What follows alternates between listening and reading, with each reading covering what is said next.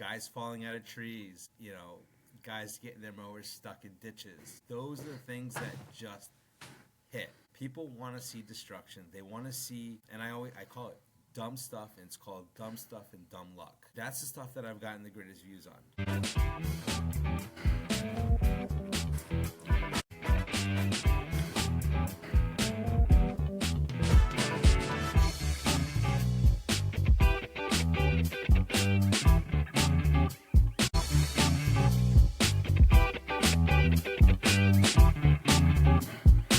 What's going on, everyone? Welcome back to the Lawn Hustle Podcast, the show where we help lawn care pros, outdoor service hustlers, and the green industry entrepreneurs level up their business, their mindset, and their profit. Today, we're diving into a big one: how to use social media to market your business.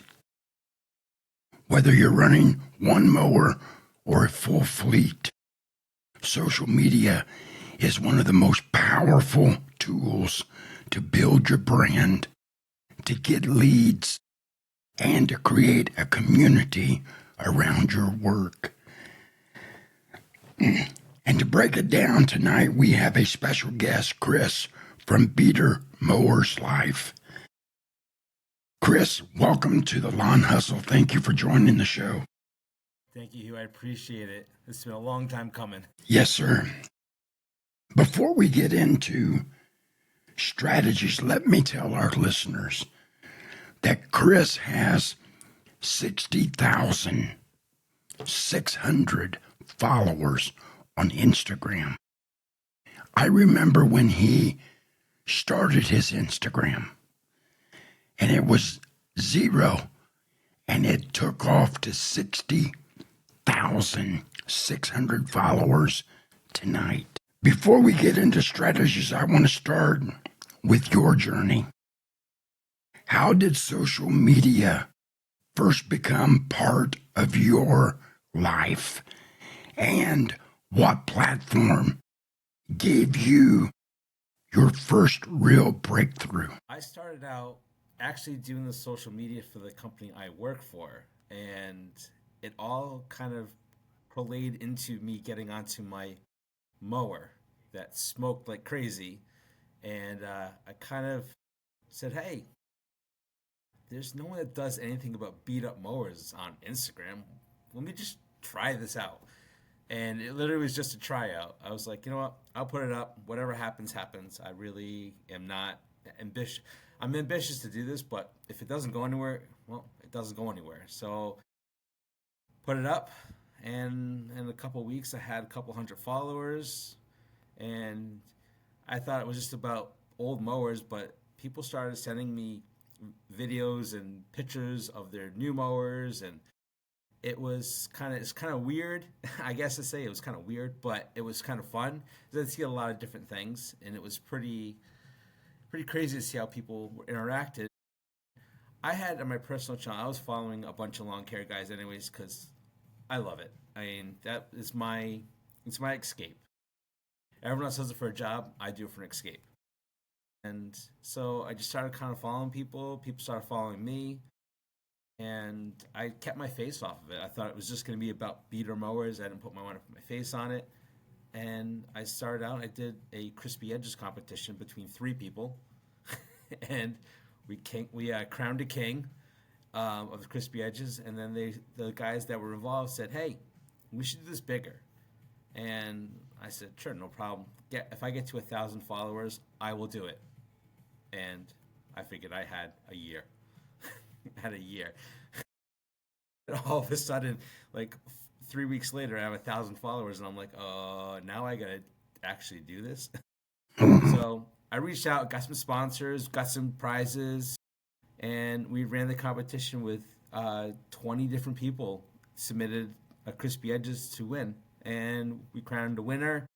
They got about like $1,400 in prizes, and that's kind of how the community aspect started popping into the site and becoming more of a community-based platform. And and exploded from there. I don't even know how to, it's like, I don't even know how it exploded. I don't even know how it took off like it did. I still look back and go, I don't really understand. I still don't understand how it did it, but it did, and it was exciting. It really was. If I remember, I was one of your first followers. I followed you right when you first started your page, and I have watched your journey. I wish my Instagram would take off like yours did. But I enjoy your content. I want you to know that. I appreciate your content. And I appreciate all you do for the green industry. I know you're not a lawn care business owner, but you are a part of this community. And we appreciate all you do for our community. You know, you just gave me chills. Seriously, you just gave me chills. That was, many people have said it to me, but that one just completely gave me chills. That was awesome. Thank you. You're welcome. And it's heartfelt because I'm sincere.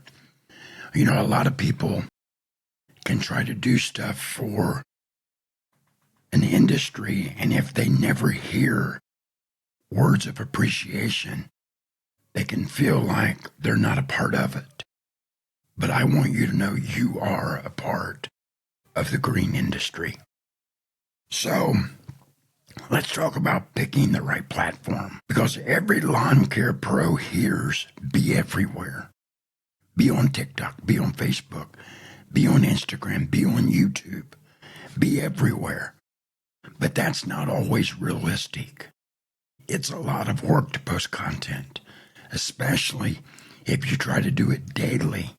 It's a lot of work. By the time you video, you edit, you upload, you add music, you add your hashtags, you add your post description. It can be time consuming. So which platform do you feel like is the most valuable right now for lawn care pros or other service-based industries? Is it Facebook? Is it Instagram? Is it TikTok? Is it YouTube? In your opinion, which one's the best that we should try to focus on? It depends on what you're looking for. If you're looking for showing a great amount of content, a great amount of information, explaining a process very highly, you want to go to YouTube. You want to have the shorts and the longs for that kind of stuff, but that's an investment in time. That's a huge investment in time. So you're looking at taking 30, 40 minutes of video and then editing it down to 2 to 5 minutes, showing the stuff, explaining the stuff, have it in the right angle, doing all the right things. So you could take up to 2 to 3 hours just to create one video for YouTube. Then you have your quick platform. I call it the quick is TikTok. Has a lot of features. You take a video and you can hit an edit button and it does all kinds of different effects to it, remixes it for you, and does all of it. So I call it the quick platform, and it's real easy to do. And what's good about that, you can drop it back into Facebook and into Instagram. It leaves the watermark on it that it's a TikTok, but it's a quick form. And then you get into the Facebook and Instagram. Now, Instagram, I will say, is for the younger generation a lot more. So the sub 30 generation. Facebook is still our generation, like the Gen Xers and the boomers, right? They still use Facebook a lot. Those are intertwined with each other. And if you're going to be creating content, create on one of those platforms and link them between the two, and you'll easily just double your bang for your buck, right? Because you create it on Instagram and you can automatically send it to Facebook. It's simple, easy, and quick. But I always tell everyone gets too wrapped up on the time. All right, I created a 10-minute video. I have to cut it down to 30 seconds. Don't get caught up in that. Do time lapses and things like that. But your best platform for quick results, the quickest results is TikTok. but you're not going to get a lot of customers if you're going to look for a customer based environment. So if you want to show your online resume, TikTok is not the place to go. You want to be Instagram and Facebook. Everyone has it, everyone looks at it, and it doesn't get as lost as it does in, say, TikTok. Well, let me ask you this, Chris. How do you decide what type of content that you want to create? That's a good question. It is whatever comes to my mind that day. Whatever pops up in my head. I might have seen a video that triggered something for me to do something creative with. Now, it's just my lawn. It's just my property that I'm taking videos on the mower and the trimmer. But I try to take like different angles and different things, and I can use it in multiple different places. So I will take a hyperlapse of maybe me cutting stripes, right? But I can take that video and cut it into other stuff and kind of build on what I have. I actually had a really great discussion this morning. I actually was on the phone for about 3 hours this morning with a gentleman, kind of asking me the same questions. And that's what really came to me, like, this is what a good topic would be. And he asked, so how long do you take to create a video? I said, well, I have all my stock stuff, and if it takes me more than 5 minutes, I'm not doing it. I have it in my head what I want. I'm not chasing a trend. I'm not chasing a music trend. I'm not a certain audio. I'm not chasing. Whatever feels good for that day. I mean, you'll hear anything from, classic rock to Five Finger Death Punch to Pantera, down to like Frank Sinatra. I mean, I'm a music buff. I like music, so I'm searching for music. Like, I'm searching for stuff that kind of matches the video. It kind of goes along with the video. I mean, there's a lot of artists out there that I've never been heard of, but I find them and I use their music because I think it's great. And I build it that way, build it from me. And if you like it, congratulations. Thank you so much for liking it. But I build it for me first. It's what I like. It's what my music is. It's what I care about. And I'm not going to go and chase a trend just to try to get likes and views. Mine is just, if you like it, great. If you don't like it, okay, I'm all right with that. So would you agree that people overthink content and don't post because they feel like they're not creative enough or they don't have expensive equipment? What would you say to someone who is wanting to create, but they feel like, well, I don't have the DJI mics, I don't have the Rode mics, I don't have this or that, or the camera? What would you say to them? Grab your iPhone and grab your Android and go to town. That's what I have high-end cameras that I use, that I have for the stuff that I do for work. I have the, mirrorless Sony super duper cameras, right? Like, I have DSLRs. I have all these great cameras. Every piece of content that I've created for Beater Mowers Life has been on my iPhone. That's it. I have cheap mics that I don't need a DJI mic. I have decent mics that cost me $60. Easy enough. I have a tripod that has a magnetic back mount on it, and it's light, becomes a selfie stick, it's a tripod. That's all I use. I don't use anything elaborate. And this is the thing I saw, and I see every time I go to Equip, you got guys out there with the high, the microphones, the GoPros and all the high-end cameras. And I'm like, now you got to take all that off of that device, put it on the computer, and then edit your stuff. I mean, I edit right on my phone. Like, everything is done on my phone. I do not go extremely crazy.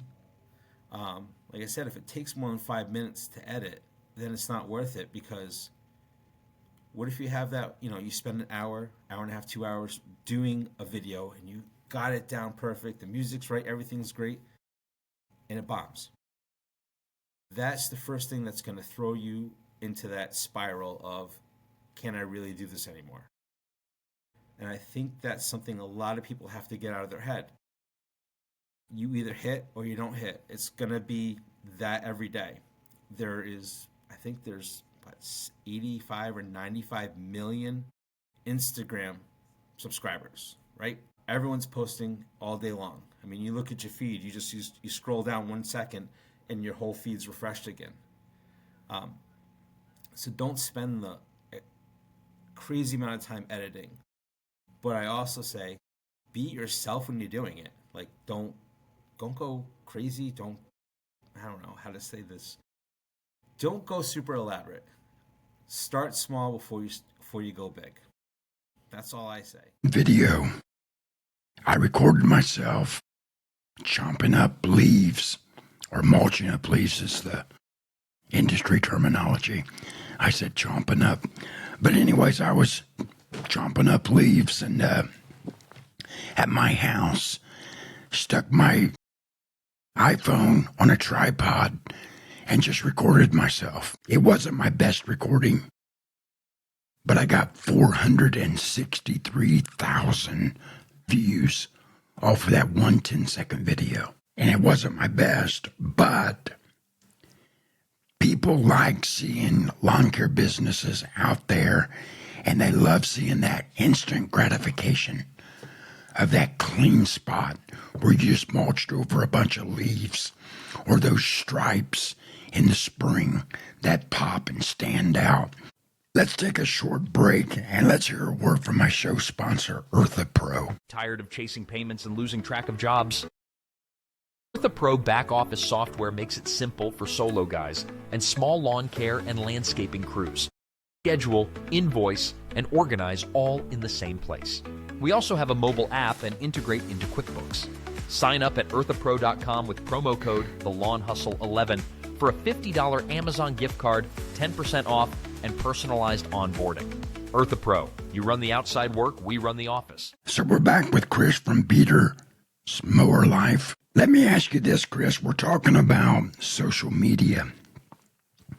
What post has consistently brought you the most views, the most likes, the most shares? Is there anything in particular that you can post maybe several times and it just blows up every time? Dumb stuff. Not gonna lie to you. Guys falling out of trees, guys getting their mowers stuck in ditches. Those are the things that just hit. People want to see destruction. They want to see, and I call it dumb stuff, and it's called dumb stuff and dumb luck, because that's the stuff that I've gotten the greatest views on. Like, I'm serious. It's crazy. I probably get more followers from posting a PSA about cutting a tree with a chainsaw off a ladder than me showing incredible stripes. It's just how it works. People don't want to. Some people just don't want to see stripes anymore. They want to see dumb stuff. But I've posted like inspirational stuff that has gotten over, like a inspirational post that I've had a couple of them that hit over 1.5 million that were just an inspirational type post. Nice. But I don't want to toot my own horn, but there's been maybe 60 or 70 that have gone over 1 million. But the ones that went over 1 million were the ones that were not mine particularly. It was maybe something was sent to me, and I cut it up and did my remixing that I would normally do to make it look a little bit different, make it look a little better, slow motion in certain sections to like focus on a certain spot. And then I have a bunch of collabs that have done over 1 million also. It was one with my buddy from Twinbrook up in Waltham, Mass. It was a 4th of July thing, and it had one of his workers, Darren, dumping rock into the back of a truck, and there was stone dust everywhere. The thing got I think 18 or 19 million views because people were saying how he was going to die of silica poisoning because of all the stone dust. Things just take off, and some things that you think should take off don't go anywhere. But Well, that's the truth. Yeah, and I I do recycle content because, I mean, obviously we're going to hit the winter and, well, it's called recycle time for me too because you only have so much you can put up. My vantage point being in the position I am with my site is I have people from around the world. So I have my South African guys, my Australian guys, my South America guys that are going to be pushing content to me and collaborating and sending it to me and letting me cut it up. So I do have that advantage on my site. But I encourage anyone who's doing any lawn care is to video all they can. You know, the tripod is a beautiful thing. Put it in the lawn and just cut. You catch what you catch. You catch what you don't catch. I mean, you might be mowing for a half an hour and you realize the phone fell over 3 seconds into you mowing and you didn't see it fall. I mean, I posted those videos. I call them my fails. And you see, then I'll cut out the whole span of it being on the ground and it'll be the video of me picking it up going, well, I lost half an hour of content. But the fails are good too. Like showing the failures is also a great thing because it's not all peaches and cream out there. Like, you know, you have a hard day. You know that you're out there and you're cutting and the belt goes.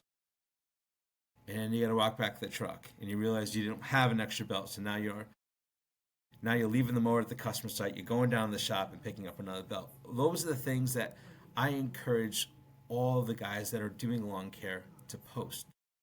Post the fail. Post the things that happen. Because every time you do these posts, it makes things magical for everyone to see. It's not easy all the time. You know, you have guys out there that are posting stripes every day. Well, it's not like that every day. You're not going to get a perfect lawn every day. I mean, if everyone had a perfect lawn, it would be really boring, in my opinion. Because, like, you think about it, you're going to get lawns that are full of weeds. But if you can take that lawn and make it look good full of weeds, you're a good landscaper, period. I mean, my lawn 2 years ago was weed central, but I still put stripes into it. It still looked good. It was green. I mean, that's all I can say. It was green. But, you know, that's the focus everyone has to do is focus on your everyday life and get out from behind the camera. If you're going to make your Instagram or your Facebook account a business-focused environment, it's your online resume. It's what people are going to go and see. You're going to tell a customer, hey, if you want to see some of my work, here's my Instagram, here's my Facebook. Go scroll through it. But if you make your site exclusively business, make sure you keep it exclusively business. If you want to have a fun page, or you can say like, you know, Beater Mowers Life, you know, fun page. That way you can post the funny stuff, you can post the memes, you can post all the stuff that kind of, you know, makes you feel good and happy. But if you want to call yourself a business page, keep it all business. Don't post political stuff. Don't post anything that can cause a problem, cause people to get angry, because, you know, I've made mistakes and posted some stuff that probably shouldn't have been, well, that I thought was a good thing to post, but it turned out to backfire. I posted something a year ago in June, and it backfired really bad. It dropped about 1,000 followers in less than 24 hours. Wow. Because I said something that I thought was very good to say in our community, and I had a lot of people that disagreed with me. And the comments I received, the nasty things I received on DMs and on the post was just, I had to delete the post. It was, people were just so nasty to me, and I was like, I can't. I'm done. And one guy responded to me, oh, what? It took all of us yelling at you to take the post down. I'm like, I just didn't want to deal with the comments anymore. I said they were just so negative, and this is not the place we live in. And I always say it too on all the videos that I do and stuff like that. People that come in and make political comments, I literally just tell them, I'm hiding your comment because I think it doesn't belong here. This is an escape. This site is an escape from real life. It is to have fun, get away, have a laugh, learn something, and just share it in the community and build each other up. Well, there's one thing I've noticed about your content. If a video isn't yours, you always give credit to who produced that video. What is the importance of that, in your opinion? It's extremely important to pass that credit back, because those are the people that created the content, that took their time to make the content, and they used their editing skills. They did what they had to do. Even if someone sends me the video and asks me to do the edit for them, it's first of all, it's no automatically a collaboration. There's no questions asked. It's not a tag. It's a collaboration instantaneously if you send me something. But I take the video and I cut it up. I do everything. The first line in the comment is the person's name, their handle. That needs to be up front right at the beginning, because it gives someone an opportunity to click on their name and go and follow and comment on their stuff. And that's how I try to put it out there. If I find something that's a guy falling on a tree, I try to go as far back as possible to find the original creator. And if I can't, you'll see it in the comments. Original creator could not be found. Pulled it off of this page. So that way, if the original creator sees it, they can go back to the page that I pulled it off of and go talk to them and say, hey, you didn't tag me in this. But I encourage everyone to share each other's stuff too. I tried it often to get people to get into that and say, hey, go out and pick 10 people today and share them to your story and tag them, and to kind of bring people to go look at other people's content, to follow other people and enjoy their content too. Well, I want to say I appreciate the authenticity of your page. I think it's very important. Like you said, give credit to where credit is due. I had a guy in my city that was doing Facebook posts in our local groups, and he was using pictures of my work. When I was scrolling through what's happening in Newcastle, Indiana, I saw his post, and I recognized that house, and I got to looking, well, that's the rock job I did. Or that's the mulch job that we did, or that's the fence I built. So he's using my pictures, advertising that he can do the quality of work that I do. And if you're not careful, those kind of situations can bite you, and they can bite you very hard. Because if you get a job and you really don't know how to do it, it's going to show. And then people will know that you're not the one doing it. So I appreciate the authenticity of your page. It really means a lot to me that you're giving credit to where credit is due. So let me ask you this. Is it more important to focus on high quality content or posting consistently? Consistently posting is what you need to do to hit that algorithm. Now, and when I say consistently post, that doesn't mean you have to post 10 times a day. That means if you're going to post 3 times a week and you're going to do it Monday, Wednesday, Friday, do it every Monday, Wednesday, Friday. Get on that consistency. That way people that start following you will know, oh, he was going to put out a new video on Wednesday. So cool, it's going to pop up in my feed and I'm going to get to see a really cool video. That's where I tell people consistency matters. If you can sustain 1 a day, that's it. You got to do it. You can't lax out. I take time off. During vacations, I take time off from doing content.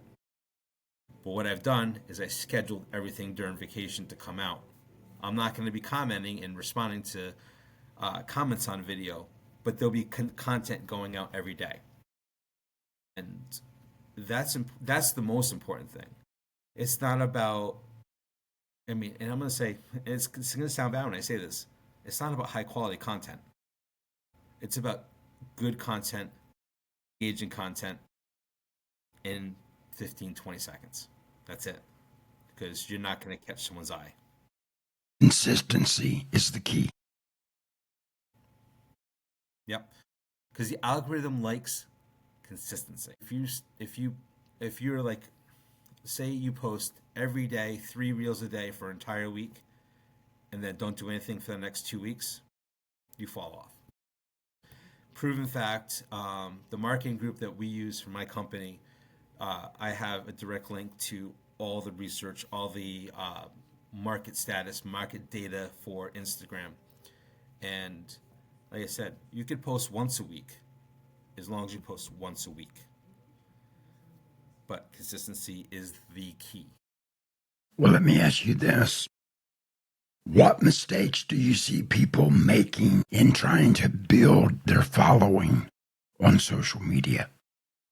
If you could share what you think people are doing wrong, maybe it can help some of our listeners grow their page and maybe hit that number where they can start getting some revenue from their page. It's the interaction. That is what, so don't chase the follower, chase the interaction. A page that may have 5,000 followers, but you have an interaction rate of over 10%, you hit the mark. That's where you want to be. It's, if you want to grow your page, growing your page is about the interaction. It's about answering comments. So example, say you do a mulch job and someone comments, boy, Hugh, that looks really awesome. You follow it up with a question, be like, hey, you think it looks great. Is there anything that I could have done better? You put the ball in their court again, so you get the interaction to start happening. You start getting discussions. Now other people see the comments and then they start chiming in. Hey, you know what? If you used a pitchfork to spread it over here, you would have saved yourself at least 20 minutes instead of hand throwing. You know, all these things, and it starts a conversation. Once you start a conversation, people get involved and you start growing and people see it more. There's a lot of guys out there, it's post and ghost. They literally post something and they're gone. They don't answer that first comment that comes in. And that's key. You answer that first comment that comes in, you start grabbing that information back. Well, how important is hooks to get someone that's scrolling to stop and watch your video? Highly, highly important. If you're going to do, if you have a 3-second clip of just a stripe, you're going to lose it right away. You need something that's going to snap them into, oh, I want to see the stripe. You know, a fade in or a pop of heavy music. And the other thing too is with the music, I'm going to tell you about 60% of people are not even watching the music. I call them the work and bathroom scrollers. They're sitting at their desk and they're like, they don't want people to hear what they're listening. Words are important. People to read. That's a hook. So if you're going to do a voiceover or you're going to talk about something, put the captions in there because that's your hook. Because people start reading. Once you start reading, you tend not to stop. And if you get anyone past the 3-second mark, your reel's going to work. Because that's what Instagram's looking at. How long is someone sitting on that reel? It's got to be at least 3 seconds. And if you look into your into your statistics and stuff, you can see that. Between Facebook and Instagram, you can look at your professional dashboard and see the statistics on each item. And you want to see, what's the retention rate of your reel? Now, if you start having 45-minute to a minute reels, your retention time is going to be probably about 15 seconds.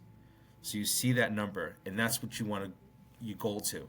Unless it's a big video that you're describing something, and it's more for your customer base. If you're trying to grow, you're going to want the quicker stuff. You want the snappy, high vibrant colors, flashy stuff to draw your attention in. But then you have the extreme on that. You have guys that literally it's all flash, and you just kind of slide by it because you don't really you know what's going to happen. Oh, it's all flash. There's really nothing there. But the 3-second hook. So it's not just wanting to get views on your page.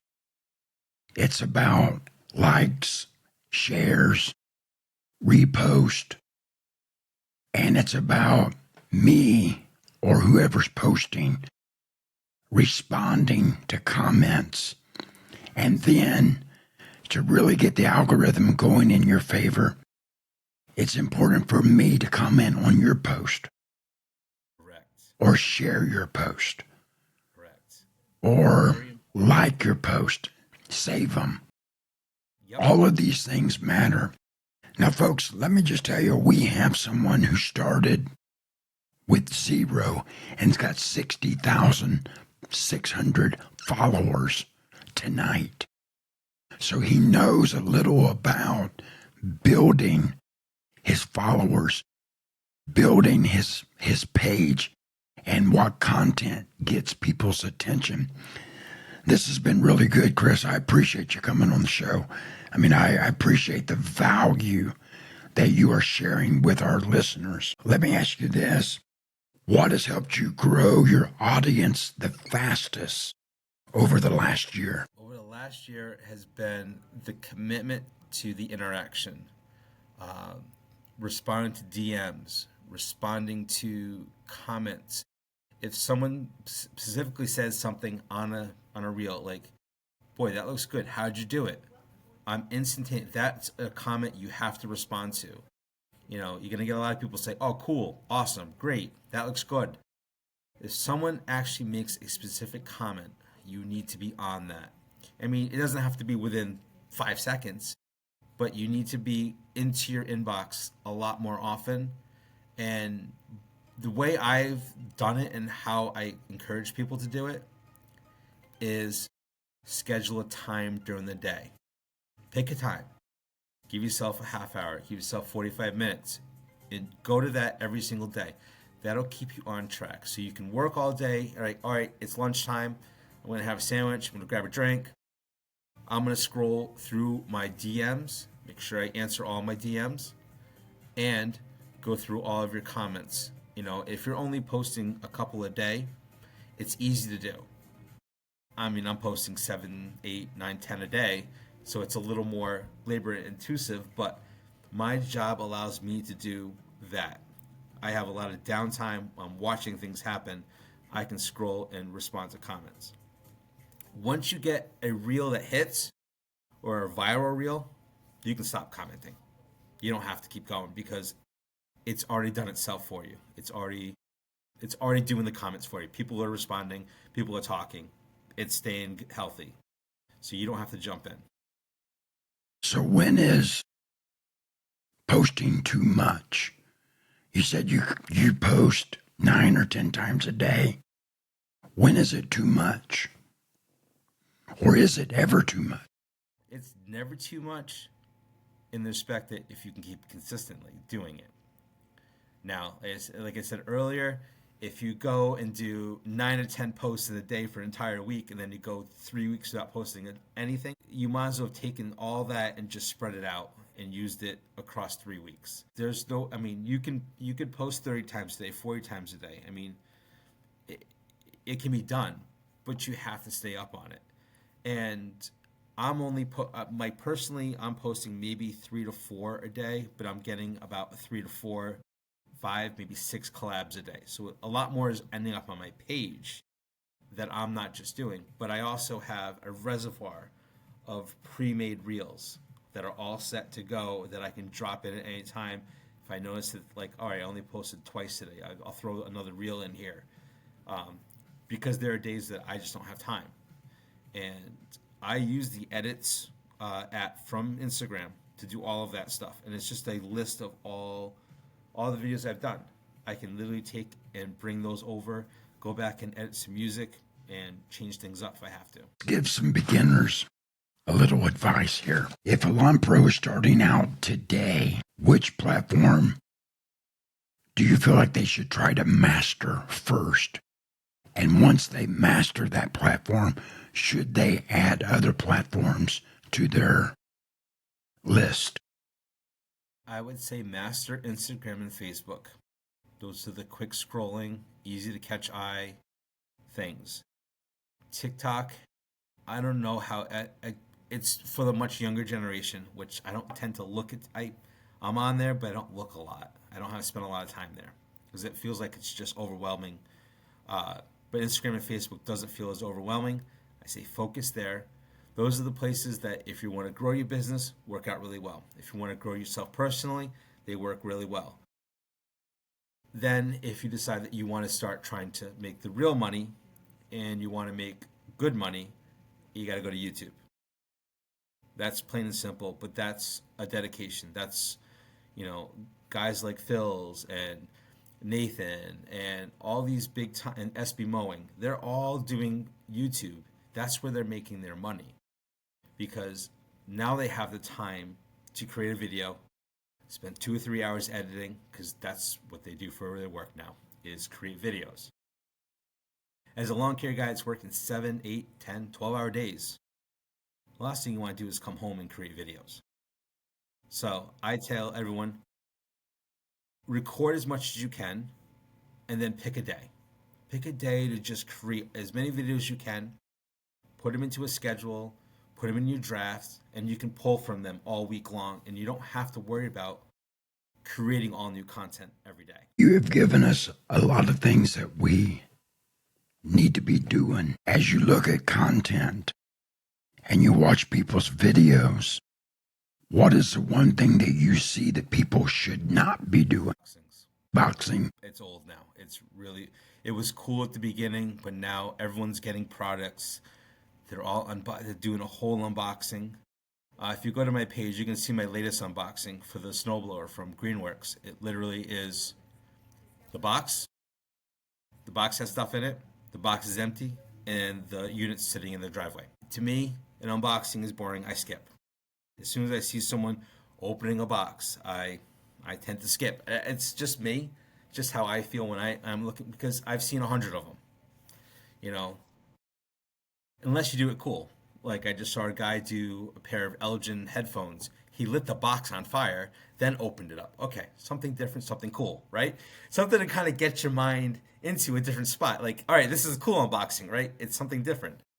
I have some plans for a future unboxing that involves a lot of stuff, and I think it's going to be fun. But, but just make sure you don't chase the trend every single time. That's a big thing. Be original, be yourself, and get your face in front of the camera. A lot of people make that mistake. Oh, I'm camera shy. I don't think it works. I think people want to see faces. I know we're hitting on the 45-minute mark here. Well, you're fine. I'm enjoying this. Okay, we can talk. I have all night to talk because I'm literally in a hotel room. Well, what is the single best piece of advice that you have for someone trying to grow their business through social media? Make quality content. That's not about volume at that point. It's about quality content. Discussing what you're doing, especially if you're going to go in and do a landscaping job. Maybe an entire yard makeover, like new garden beds, new bushes, new walkway stuff and lighting. Take that and make several videos of the steps that you went through, explaining each step. Like we went and we priced out rock, and you have them at the distribution place, looking at different rocks and showing the rocks, explaining what is different. Like, all right, this customer has no budget, really is an unlimited budget. They like river rock. We found a place that had 4-inch river rock or 6-inch river rock. This is going to look amazing on the property,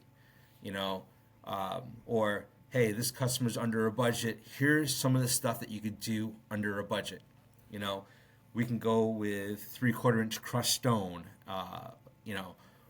This is a good budget-friendly thing, and kind of explain your process, and that will get you out there with a lot of information and it will help a homeowner to like make that decision.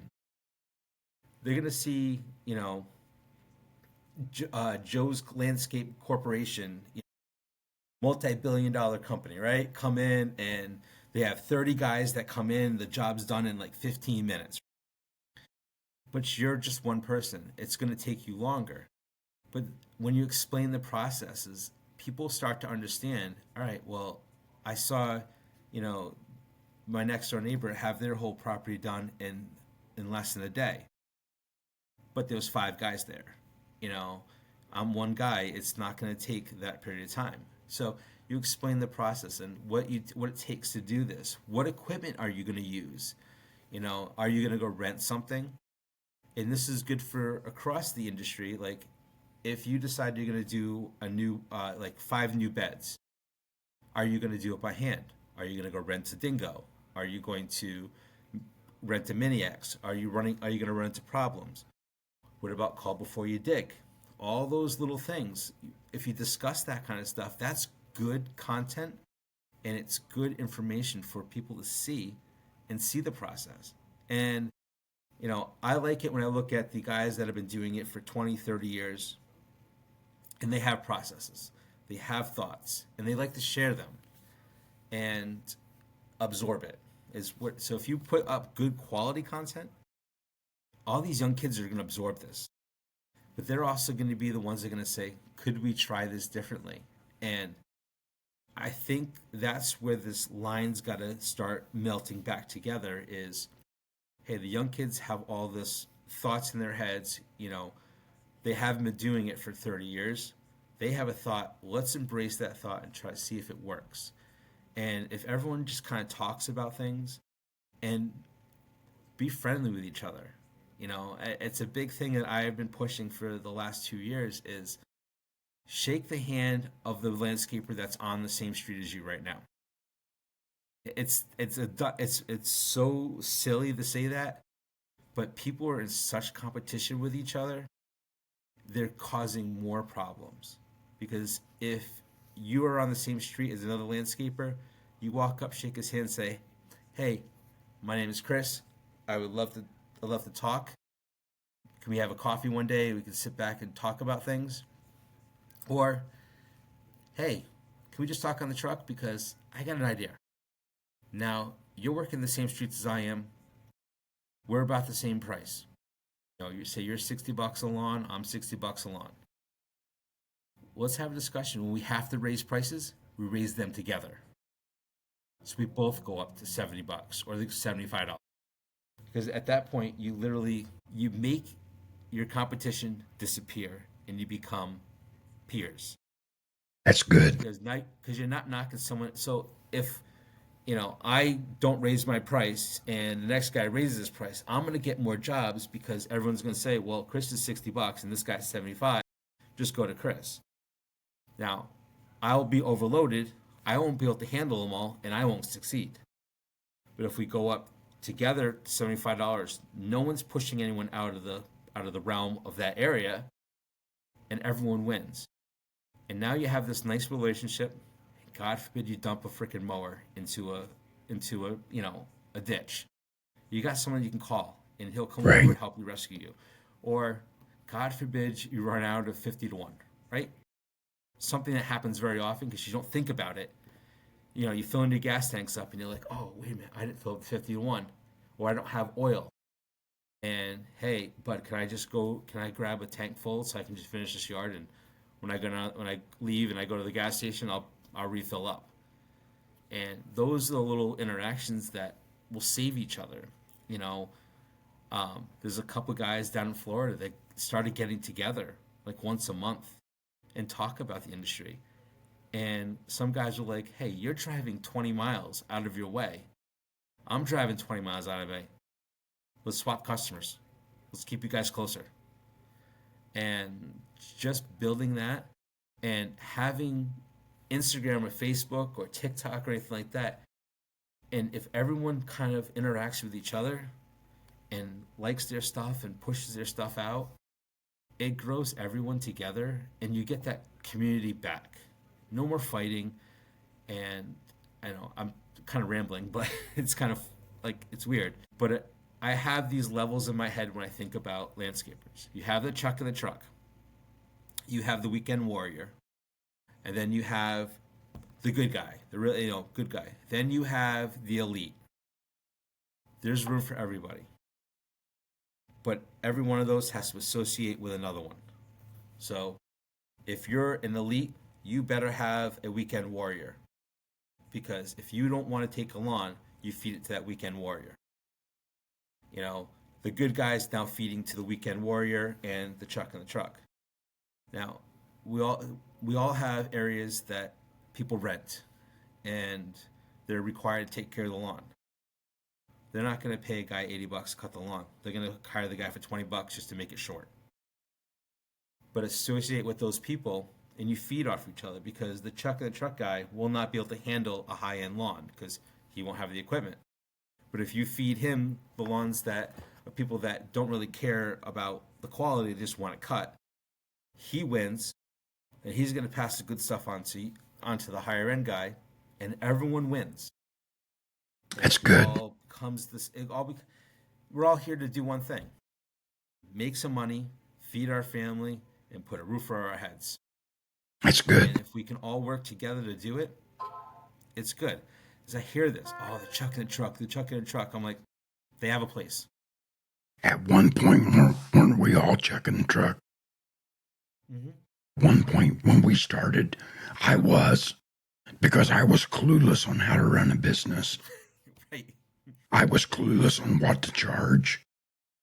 I was guessing. It didn't take me long to figure out, I'm not making any money on this job. Right. So I started raising my prices. It didn't take me long to realize if I'm running 30 minutes to do a job and then another 35, 40 minutes to do the next job, I've got too much windshield time. So I tightened up my route. I began to practice route density. Now I've got one street I pull up on. I mow 7 right in a row. And all 7 of them take me about an hour and 15 minutes. But in that hour and 15 minutes, I bring in almost $500.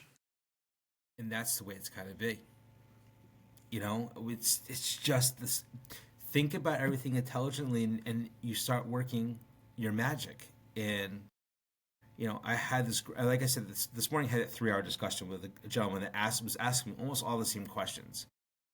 And I had told him some really interesting stuff, and he was really impressed by the knowledge that I was giving him. And I said, but it's just my marketing mind.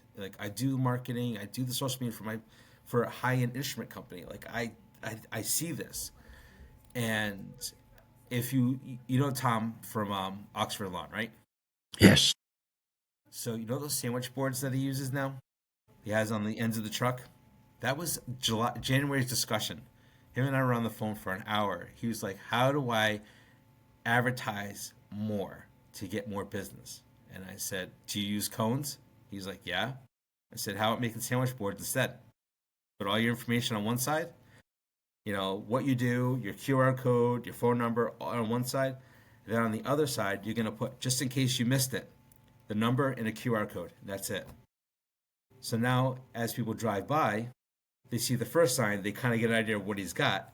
And then by the time they get down another, 45, 50 feet after the end of the trailer, they now have another sign that says, just in case you missed it, here's our information again. Real quick, and you can snap it. And he said it's done wonders. And it's a simple thing. It was $250. But now he's advertising his business on the street, on the corner of his truck, and using it for safety. All in the same thing. I mean, you spend $55. You spend $55 on a traffic cone. That doesn't advertise anything. Right. Well, in my city of 17,500 people, I don't have one lawn care company that I look at as a competitor. I look at them as friends. Because on a rain day, we all meet at a little restaurant here in town. It's called Parks. And we'll sit around a table and we'll just talk business. What are you doing to market your business? What are you doing to scale and go to the next level? What aren't you doing that maybe you should do? Or what are you doing that you shouldn't do? And we just bounce ideals off of people, off of each other, and we learn from each other. And I think it is so important. You hit the nail right on the head. Everyone is not your competitor or your enemy. We're in the green industry. We're all a part of this community. We better get along. Because there was one of those times when I slid down into a steep hill and a guy drove by pulling his trailer. And I seen him hit his brakes and he looked at me. And he knew it was me. He went up, turned around, came back, unloaded a mower, got a tow strap out, and pulled me out of the ditch. Or I would have had to call a tow truck. Now, had I been that guy's enemy, or I was running down his business, he'd have kept right on going. And I'd have been stuck, and I would have been out the price of a tow truck. Yeah, and But because I treat them as friends, and I would do the same, and I have done the same thing for other guys, because I can't do every yard in Newcastle. The ones I can do, I can make them look the best that I can, and I can give my customers a quality job, and they can know that they're spending their money wisely when they hire professional lawn maintenance to do their job. So it is so important, and I appreciate that information you just shared with us. As a matter of fact, all of this has been so good. You've been a great guest. You have given our listeners a lot of information that will help them grow their business, help them grow their social media, and help them level up. And that's what we're all here to do, is help each other level up, grow, and be successful. Because when you win, as someone in the green industry, I win. That's the way I look at it. If I lose, somebody else loses too, because we're all tied together. And that's one thing I love. When I went to Equip Expo the first time and I walked into that massive showroom floor and seen all of those booths, I was overwhelmed by it until I realized I'm in a community. These are people that do exactly what I do. So I started walking up to people, introducing myself, shaking hands, taking pictures. And now people are coming up to me, shaking my hand, wanting to take a picture with me, asking me for advice. So, you will get out of the industry exactly what you put into the industry. Nothing more, nothing less. But Chris, I really appreciate you dropping so much valuable information to us tonight. And I'm an open book, so if someone needs to ask me a question, they can DM me and I'll talk it through with them. All my advice is not perfect, but sometimes I can light a spark somewhere. Well, you have given me a lot of ideas for my page, and I'm going to try it. I think... collab on me if you want. If you want to do a couple collabs, throw them on. Just throw my name on there. I'll accept every single one of them. I do not... And that was one of those things that someone asked me, like, well, you accept everything? I'm like, as long as it's yard care related, I accept it. I will do that. To everyone listening, if you're not using social media to grow your business, now is the time. Your customers are online.